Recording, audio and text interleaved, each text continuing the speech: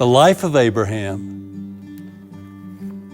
A new home. Abraham loved God. So did his wife, Sarah. One day, God told Abraham to move to a new land. So, along with their helpers, Abraham and Sarah packed up and went. Abraham's nephew was Lot. Lot and all his helpers went with them too.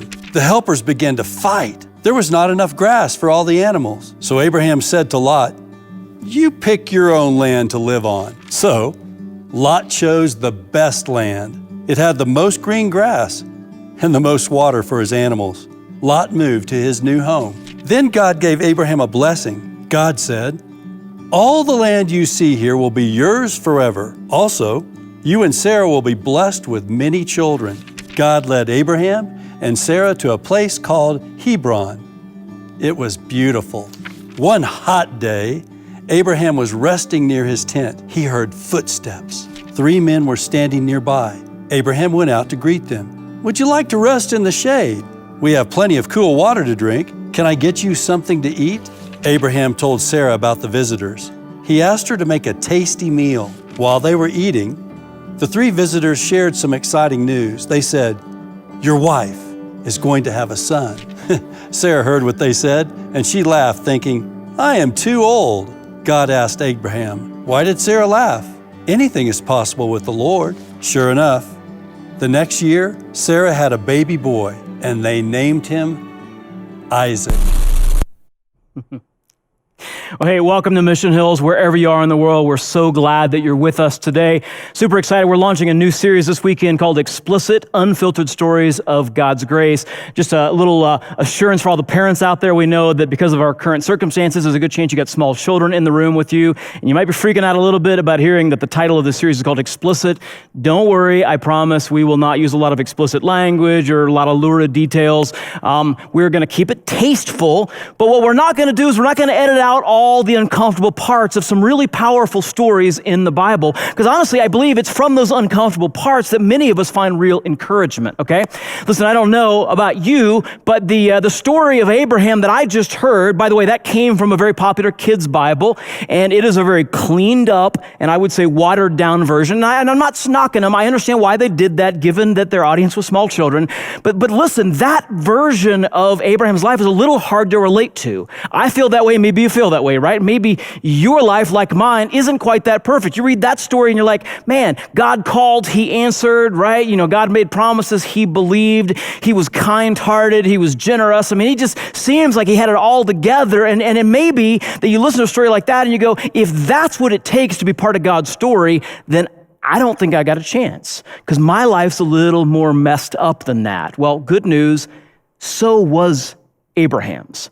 The truth of the matter is that version of the story has taken out the really explicit parts, which actually, when we understand, provide incredible encouragement. And I'm super excited to be able to dig into that. Why don't you go ahead and grab a Bible, start making your way to the book of Genesis chapter 12, where we're going to look at the unedited, or at least less edited, life of Abraham as God speaks it to us. Now, if you're new to the Bible, 3 things you might want to know about the book of Genesis. Number 1, it's the first book in the Bible, so super easy to find. Number 2, it was written by a man named Moses. You might know that name, right? Moses is the guy that parted the Red Sea. He led the Israelites out of slavery in Egypt. Third thing you know about the book of Genesis is Genesis was written so that the people of God could learn how to be the people of God, how to live as people who want to follow God and honor him, okay? That's what the stories are all about. Now, the stories are historical, meaning they're all true, but the point of all the stories is to learn principles that help us to follow God faithfully, okay? Now, sometimes the way we learn those lessons is by being given examples that we should imitate, and sometimes the way we learn how to follow God is by being given examples that we should not imitate. And honestly, most of Abraham's life falls into that second category. Let me show you what I mean. We're going to be in Genesis chapter 12, starting in verse 1. Check this out. It says, the Lord had said to Abram, go from your country, your people, and your father's household to the land that I will show you. Okay, so God shows up and he tells Abram 3 things. He says, go from your place, which is your country, right? Leave your place. And then he says, go from your people and your father's household. And both of those terms basically boil down to relatives, okay? So he basically says, leave your place and leave your relatives. And it's interesting that he says it twice. Twice he says, leave your relatives. It's almost like he's like, hey, I'm not sure you heard me the first time. Really need to pay attention to this, Abram. Leave all your relatives behind, okay? Now, we don't know why he was told to do that. Okay? There's nothing in this particular story that tells us why he was told to do this hard thing, to leave his place and his people. If I had to guess, I would guess that what's happening here is a principle that we see throughout the Bible. We see it throughout God's word. And the principle is basically this. Sometimes we have to leave behind what will keep us from moving forward. Sometimes we have to leave behind what will keep us from moving forward. And as some of you are listening to this, and maybe you're pretty new to following Jesus, and you've got really, you've got big dreams of honoring God with your life and following Jesus and being on mission with him, but you keep stumbling, you keep falling, and it just feels like you can't seem to make any progress. And for some people, the reason is because you're still holding on to something or someone that's actually holding you back. You're holding on to someone or something that's actually having more of a negative impact on you than you're having on them. And so sometimes we actually have to kind of make a clean break, right? Sometimes we have to leave behind the things that are keeping us from moving forward.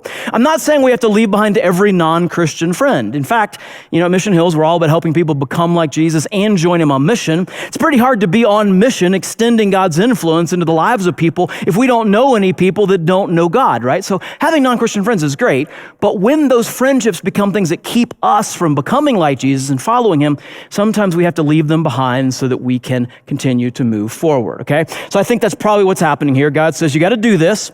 And then verse 2 says this. He says, I will make you into a great nation, and I will bless you. And I'll make your name great, and you will be a blessing. And I will bless those who bless you, and whoever curses you, I will curse, and all peoples on earth will be blessed through you. And I love that. We talk about this pretty frequently here at Mission Hill, so I won't spend a lot of time on it, but I want to make sure that we understand that twice in that statement that God made to Abram, he said the same thing. He basically said, I'm going to bless you so that you can be a blessing. This is such an important principle, church. Our blessings are never just for our benefit. Our blessings are never just for our benefit. God blesses us, partly because he loves us, but largely because he expects us to pass those blessings on into the lives of others, okay? Now, I just got to say this, Mission Hills, you have been putting this principle into practice in an incredible way recently. In a season where so many churches are having to cut staff or cut hours for staff or cut programs, you have been so on mission with your finances, the blessing of your finances, that we haven't had to do that. And not only have we not had to lay off staff or cut hours, we've been able to call local businesses around our Littleton campus and say, hey, do you have employees that have been particularly hard hit by this crisis? And we've been able to help them out when they're in a desperate situation. We've actually been able to help other churches that are struggling financially. We've been able to actually send money and food to some of our partners around the world who are using that to take care of people who are in truly desperate circumstances. And if it weren't for your generosity, some of them would be starving right now, but they're not, because you looked at your blessings and your finances and you said, it's a blessing and I'm going to use it to bless others, okay? That's what blessings are for, and you've done an incredible job. Listen, it's not just finances. Here's what we have to do. Don't just count your blessings. That's always a good thing to do, but don't just count your blessings, invest them. Use them to bless others. That's what God says he's going to do for Abram. It says this, now, so Abram went as the Lord had told him, and Lot went with him. Pay attention to that. It's kind of interesting. Abram was 75 years old when he set out from Haran. He took his wife Sarai, his nephew Lot, twice, it's mentioned, right? All the possessions they had accumulated and the people they had acquired in Haran, and they set out for the land of Canaan, and they arrived there. And it's so interesting. You remember, God told Abram twice, leave your relatives, and now twice we're told that Abram took his nephew Lot with him. Now, I don't know about you, last time I checked, a nephew is a relative. Am I right? I'm pretty sure I am, right? So what's going on here? Well, what's going on here is a compromise. Abram is compromising. He did most of what God said, right? He did leave the place, and he left most of his people. He left most of his relatives. He left all his friends, but he compromised just a little bit, and he took Lot. And he probably didn't think it was a big deal. We never do think that our compromises are big deals, right? We think they're small. What could it possibly hurt, right? Maybe he went, it's not like it's, he's a super close relative, he's a nephew, right? Or maybe, Lot's dad, Abram's brother, had died at this point. So maybe Abram thought, well, he's really more like a son to me, so he probably counts really as part of my household. Or maybe, it's interesting, we're told that Abram was 75 years old when God called him to do this, and he hasn't had any kids yet. He and his wife Sarah are barren, okay? And so maybe he's like, hey, that's a great promise, God, but there's no way that it's going to happen, right? We're not going to be having kids. That ship has sailed, right? And so maybe he's thinking, well, maybe I should just kind of adopt Lot as a son, basically. He can be like a surrogate son, and maybe that's what God will use to really fulfill this promise. I don't know exactly what his thinking was. Honestly, maybe he just didn't know God all that well yet. Maybe he didn't know God well enough to know that our circumstances are not a problem for his promises. He doesn't need our help, okay? For whatever reason, though, he makes a small compromise. And here's the thing about compromises. Small compromises create big problems. Small compromises create big problems. Those little compromises we make end up creating huge problems down the road. We've all seen it. We've all experienced it, right? We know it's not good to buy things on credit, so we should avoid that whenever possible, right? We want to stay out of debt as much as we possibly can. But, Amazon's got some really cool stuff, and they got a great credit card with a great rate and promotional deal going on, so maybe I'll just buy that thing I've been eyeing on Amazon during quarantine. I'll go ahead and buy it on credit, and hey, it turns out Amazon has all of the stuff, and they can get it to your house tomorrow, right? And then there's a lot of room on that credit card they gave me, so I'll just buy some more of that stuff, and then bam, what happens, right? You've got a monthly payment that you don't have the financial margin to be making, right? Or, how about this? I struggle with this one all the time. We know that we're supposed to obey government officials, right? As long as they're not telling us to do something that goes against God, we're supposed to obey government officials. But you know what? The speed limit on that road is stupid low. It's stupid low. I don't know why they said it there. And I'm in a hurry, right? So what's the big deal? I'll just go over the speed limit a little bit, and then bam, there's the lights in the mirror, and there's the sinking feeling in the chest, and then there's an expensive ticket, and then your insurance rates go up, and it's a much bigger problem than you thought would happen because of that really small compromise. Or we know we're not supposed to have anything to do with porn, right? Porn is poison. We got to stay away from it. But this show isn't porn. It's not. Right? It's not porn. It's it's racy. Let's just call it that. It's just a little bit racy, right? But then you watch that, and then Amazon and Netflix are like, well, if you liked that, you might like this. And you're like, well, maybe I would. And before you know it, right, you're down a rabbit hole, and you're in a place where you're addicted to something that's destroying your relationships, and it's killing your ability to give and receive love. It was a small compromise, but now you got a big problem. You're not supposed to get married to someone who doesn't share your relationship with Jesus. It's a bad thing to do. It's a terrible idea. It's wrong, but it's just one date. It's just one date, right? And then it's just 2 dates, and then we're in love, and then we're married, and now we got kids, and you want to teach your kids to follow Jesus, but the other most important person in their life has no interest in following Jesus, and things are a mess. Listen to me. Small compromises create big problems. As the followers of Jesus, it may very well be that the small compromises we make today are the things that take us off mission with Jesus tomorrow. And so we got to identify them. We got to reject them. We got to identify the small compromises we're tempted to make, and we've got to refuse to make them because we know that they have a much bigger price than they appear. Okay? Abram makes a small compromise. We're going to see it creates all kinds of problems for him. Check this out. This is verse 6, chapter 12, verse 6. Abram traveled through the land as far as the great tree of Moreh as Shechem. Okay, so he's in the land that God's called him to. This is ultimately going to be the nation of Israel. Now, at that time, the Canaanites, another tribe, were living in the land. And the Lord appeared to Abram and he said, to your offspring, I love this, to your offspring I will give this land. And so he built an altar there to the Lord who appeared to him. I love that. To pay attention to that word offspring. What God has basically said is, hey, Abram, I'm going to give this place to your kids, okay? Hey, your circumstances are not a problem for me, okay? I don't need you to come up with another plan to work things out, okay? Here's what he's trying to make sure Abram and we understand. Our circumstances are not a problem for God's promises. No matter what circumstances you might find yourself in, and as hard as it might be to believe that in those circumstances that you're in right now, that God's promises to you will still come true, our circumstances are not a problem for God's promises. They're not. That's what God's trying to tell him. Okay? Now check this out. This is chapter 12, verse 10. Now, there was a famine in the land. And Abram went down to Egypt to live there for a while because the famine was severe. It's so interesting, right? So God led Abram to a place and he gave him a tremendous promise. And then a problem arose, right? Some difficult circumstances arose. And what did Abram do? He packed up and he left. I don't think that's what he was supposed to do, okay? That's not what the people of God do. When we have experienced God's provision, listen, we don't abandon God's provision just because things get difficult, right? That's what we do as the people of God. We refuse. We refuse to abandon their provision, right? You don't abandon their provision just because things have gotten difficult. That's the moment as the people of God when we lean in to trusting the one who has provided. We trust that the one who's provided can take care of the problems that might arise. But that's not what Abram does. He packs it up and he leaves, right? And here's the interesting thing.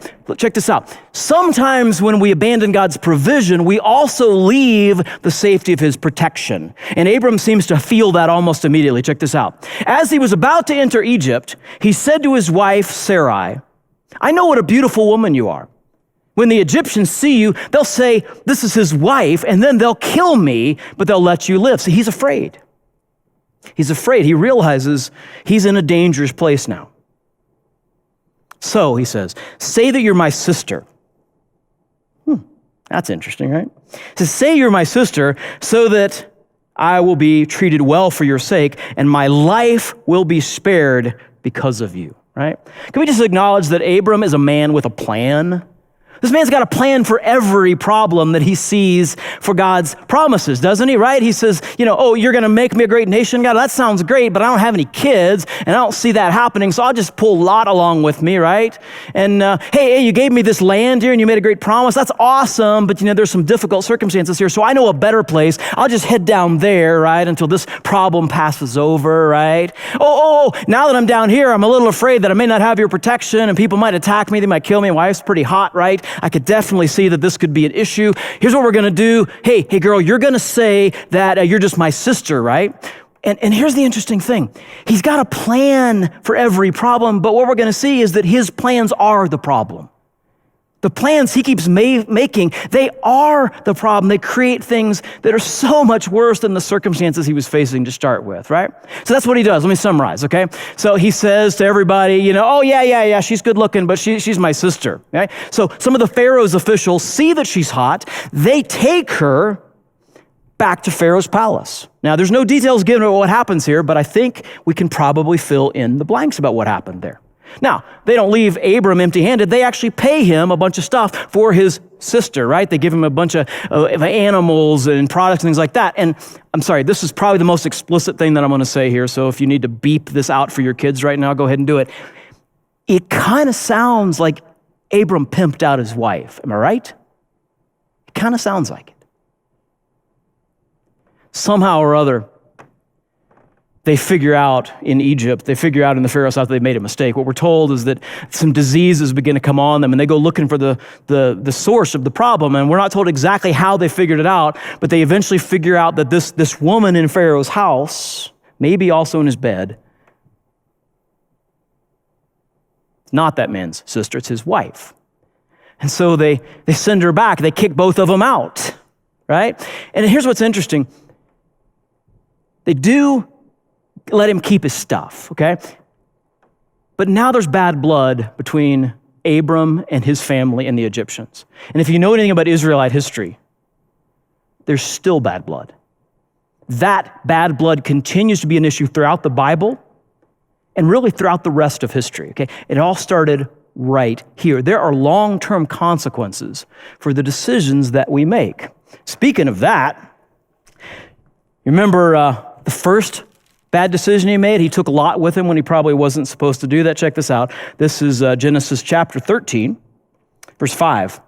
Now Lot, who was moving about with Abram, also had flocks and herds and tents, but the land could not support them while they stayed together because their possessions were so great that they were not able to stay together. And quarreling arose between Abram's herders and Lot's. Okay, so Lot, who wasn't supposed to be along for the ride anyways, there, and now, what's happened is there's bad blood between Abram and this kid that he brought along with him, right? His herders and his people, they're arguing with each other, and it's become all this drama, all this conflict, and so finally Abram just goes, oh my gosh, okay, hey, here's what we're gonna do. We're not gonna do that, okay? We're not gonna do that. So he says, Lot, hey, what you do? Just look around, you pick whatever part of the land you want, and you head there, okay?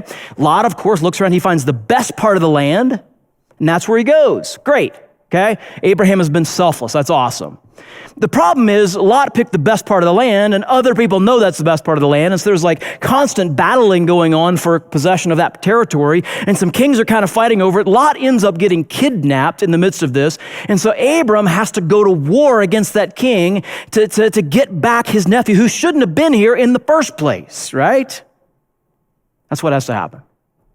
And he does that, and it's interesting that it's immediately after that battle, as they're probably licking their wounds and tending to their wounded and burying their dead, God shows up.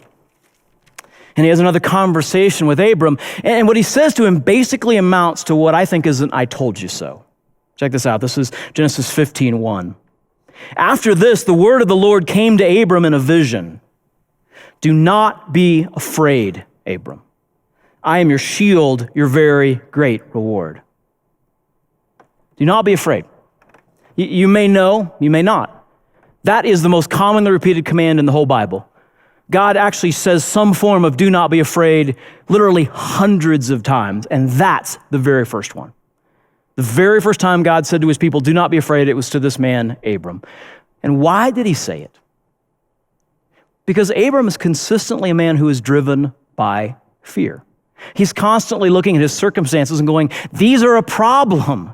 And he's coming up with his plans, and his plans are the problem. Things just go from bad to worse when he does it. But he's driven by fear. We've already seen it. God has seen it. And so he comes to Abram and he says, do not be afraid. Listen to me, church. Our circumstances aren't a problem for God's promises, but our fear is. Our fear is. Because our fear drives us to sin. Our fear drives us away from God's provision. Our fear leads us into much bigger messes than the ones that we ran from because of it. Our circumstances are not a problem for God's promises. Your circumstances, whatever they are, no matter how hard they may seem to you, your circumstances are not a problem for God's promises for you. But your fear is. We got to get a handle on it. God comes and he says, do not be afraid. But Abram said, Sovereign Lord, well, what can you give me since I remain childless and the one who will inherit my estate is Eliezer of Damascus? Abram said, you have given me no children, and so a servant in my household will be my heir. It's so interesting, right? That's another plan. He's still the man with the plan. He's like, well, I'm not getting kids, and this thing with Lot didn't work out, so I guess I'm going to have to designate one of my servants to do this thing. He's still got all these plans for all these problems that he sees. But check this out. And then the word of the Lord came to him. This man, your servant, will not be your heir, but a son who is your own flesh and blood will be your heir. God says, come on, Abram. Your circumstances are not a problem for me. Your fear is a problem, but your circumstances are not. I got this. I got you. You got to start trusting me. But it's hard, right? It's hard to trust. Abram struggles with it. So does his wife. Check this out. This is Genesis 16:1. Now Sarai, Abram's wife, had borne him no children, but she had an Egyptian slave named Hagar. And so she said to Abram, the Lord has kept me from having children. Go, sleep with my slave. Perhaps I can build a family through her. And Abram agreed to what Sarai said. I just bet he did, right? Can you imagine what that conversation would have been like? So let me get this straight, honey. You want me to sleep with your hot young maid? You think this is a good idea? Huh. Yeah, honestly, I don't know that I could say I've ever noticed her, but yeah, I could see this might be what God meant. Yeah, okay. Hey, you know what? Anything for you, sweetheart. Anything for you. So he sleeps with her. She gets pregnant.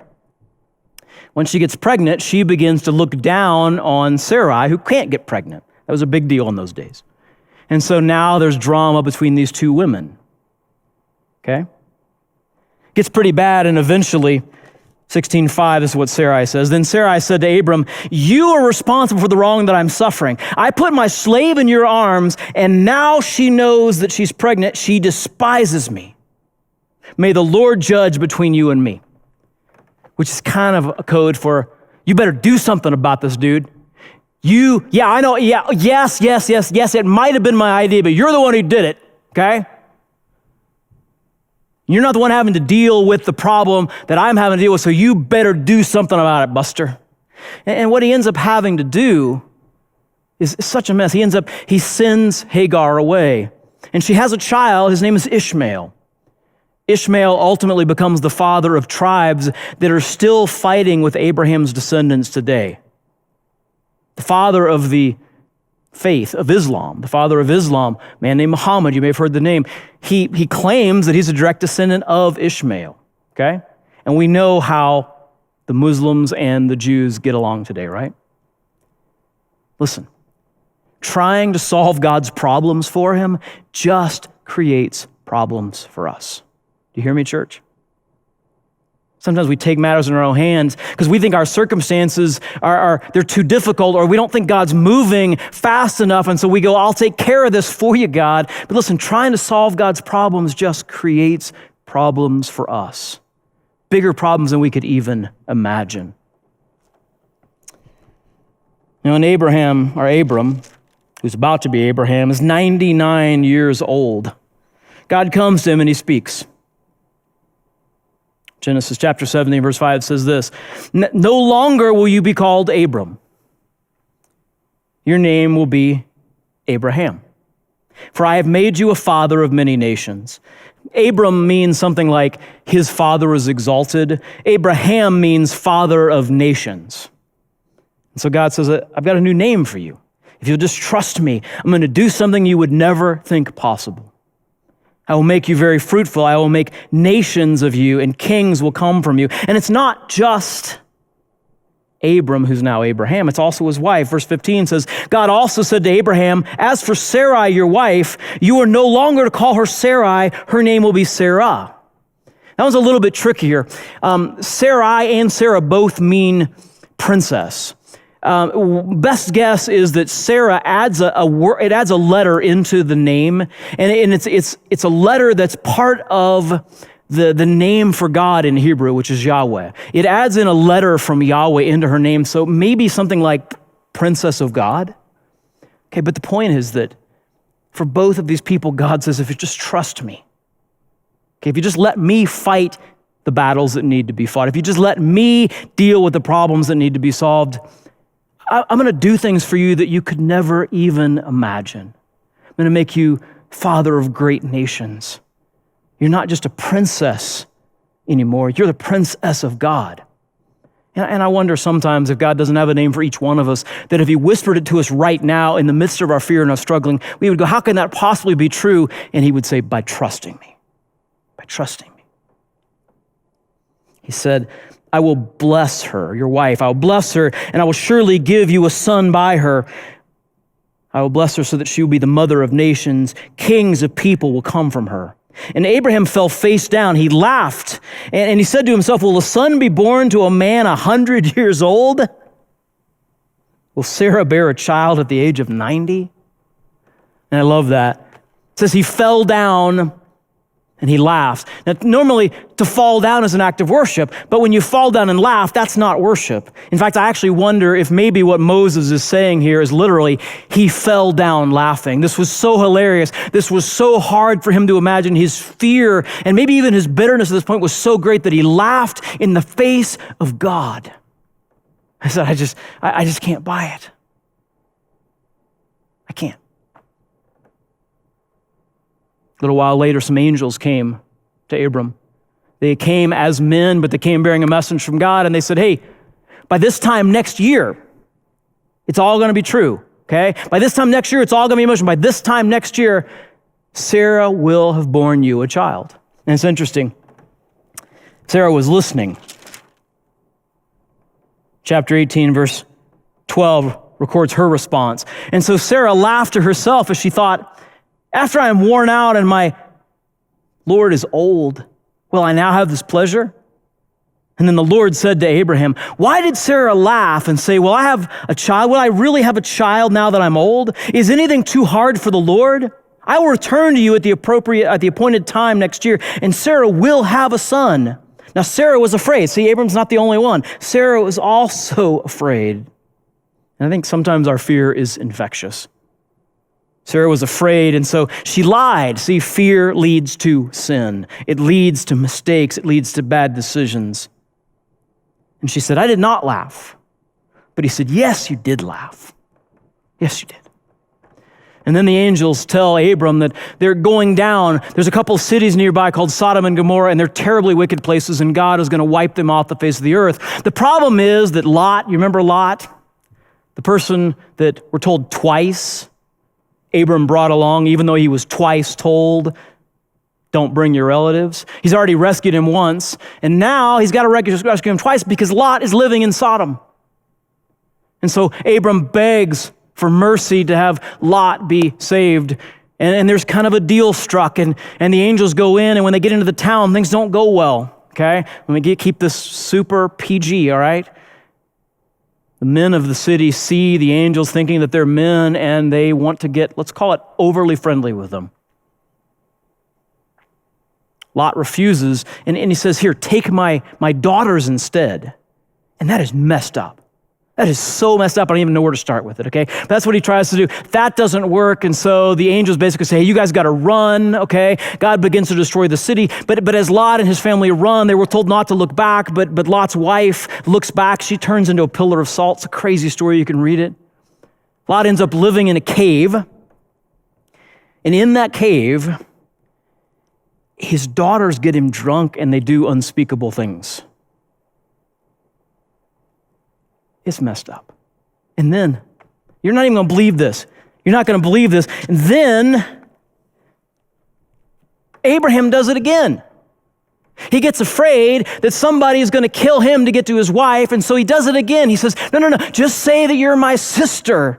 And this man doesn't do things with Abraham's wife, but the Lord somehow communicates to him that he's got another man's wife in his home. And so he confronts Abraham, and this is Abraham's response. This is chapter 20, verse 11. Abraham replied, I said to myself, there's surely no fear of God in this place, and they'll kill me because of my wife. But besides, she really is my sister, the daughter of my father, though not of my mother, and she became my wife. Okay, first, ew. And second, I'm not even sure it's true. We're given a pretty detailed genealogy of Abraham's family, and there's nothing about this mentioned. So I have a pretty strong suspicion he just made it up. He flat lied. And here's the thing. 5 other times in the Bible, God explicitly says, do not do that kind of thing with your half-sister. It's wrong. Don't do it. So even if it's true, it's still wrong. And this is a messed up man, am I right? This is a crazy story. It's got everything. It feels like a cheesy soap opera almost. Maybe you listen to the story and you ask what I naturally ask, which is, why is he in here? Why is he in this story? Why is he in the Bible? Why is he the father of the Jewish people? I mean, you might go, well, that's why he's in the Bible, because he is the father of the Jewish people, right? He is the man through whom ultimately God did give him a son. His name is Isaac. And through Isaac, there were more children. And eventually, through the family line of Abraham, we got Jesus, the Lamb of God who died on the cross to take away our sins, who rose from the dead to offer us salvation by faith.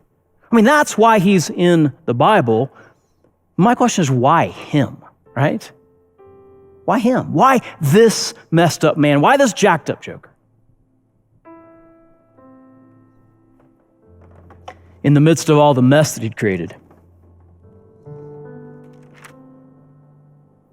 God came to him. He came to him one night. This is back in chapter 15. We skipped over it before. We have to see it now. God came to him one night, and he woke him up, and he took him out of his tent under the sky, and he said, look, You see all those stars? He said, count them if you can. And he said, Abraham, I'm going to give you more descendants than the stars that you can't even count. And then we have this. Abram believed the Lord, and he credited it to him as righteousness. Abraham believed the Lord, and he credited it to him as righteousness. That's why Abraham's in the Bible. It's not because of how he behaved. He behaved pretty terribly. It's because of who he believed.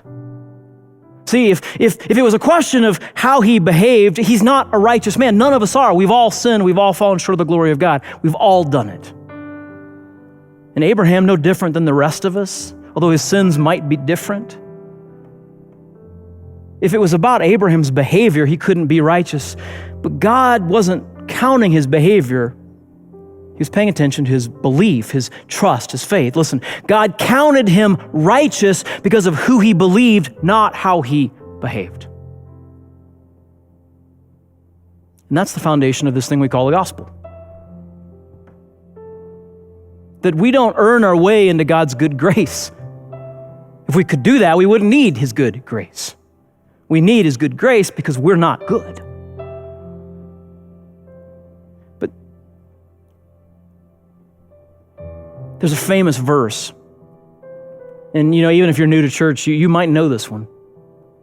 And I want you to understand that this famous verse spoken by and about Jesus Christ, it's rooted in Abraham's belief right here. This is that famous verse I'm talking about. For God so loved the world that he gave his one and only Son, that whoever, say it with me, church, whoever believes in him will not perish, but have eternal life.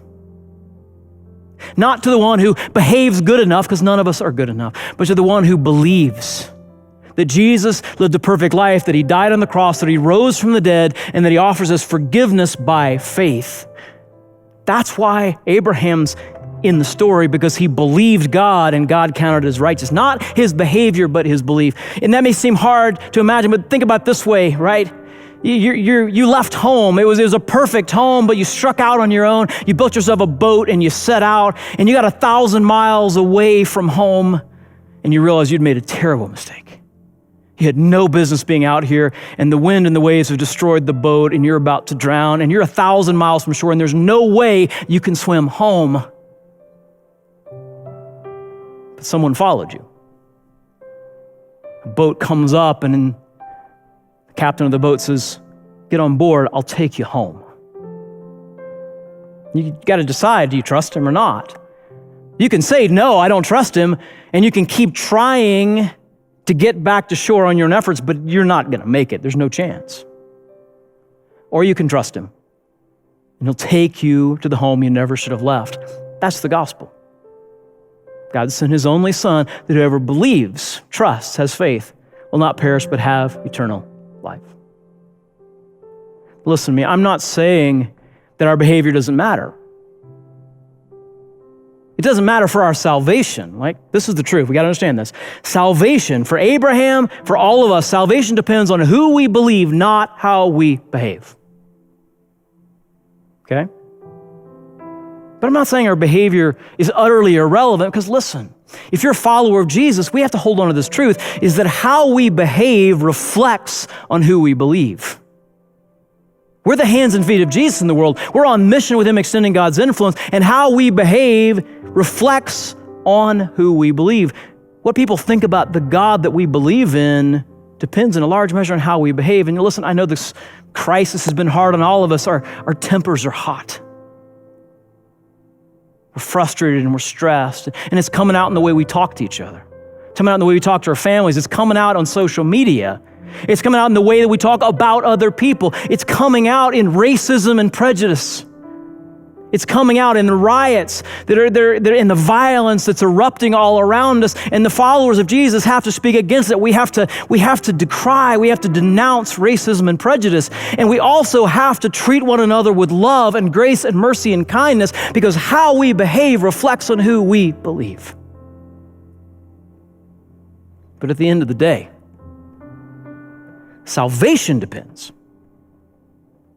on who we believe, not how we behave. And that's very good news. Would you pray with me? God, as the followers of Jesus, and on behalf of the followers of Jesus, we come to you and we confess our behavior is not good enough. We know it.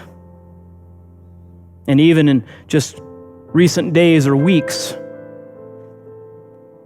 we've behaved poorly.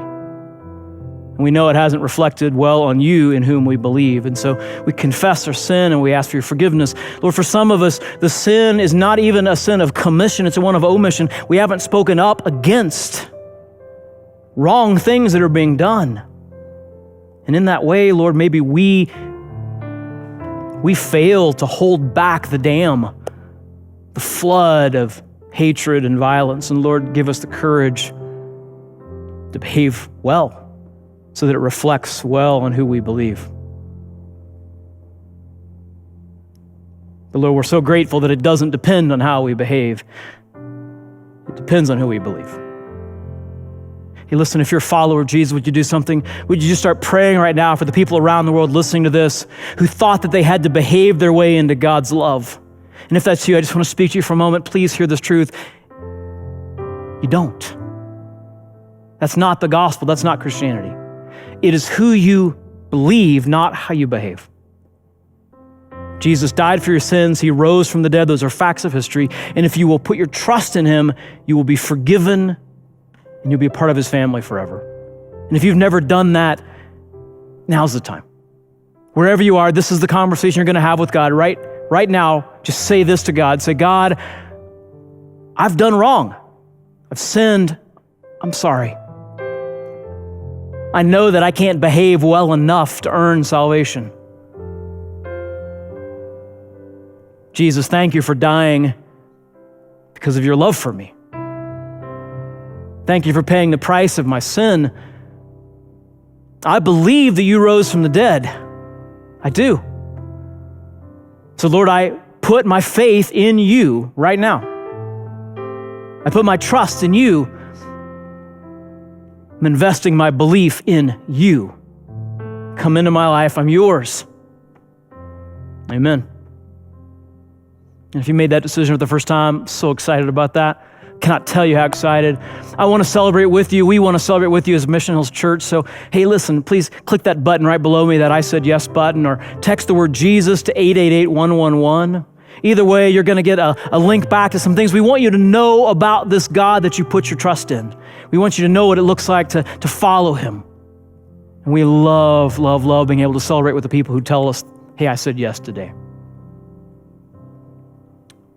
Hopefully, we're going to be opening our physical campuses soon, but we know we have people all over the world that can't join us at a physical campus. So, you know what? Whether we open our campuses soon or not, church still goes on. And we're so glad you've been with us today, wherever you are. Please join us again next week. And in the meantime, please know you are deeply and profoundly loved. God bless.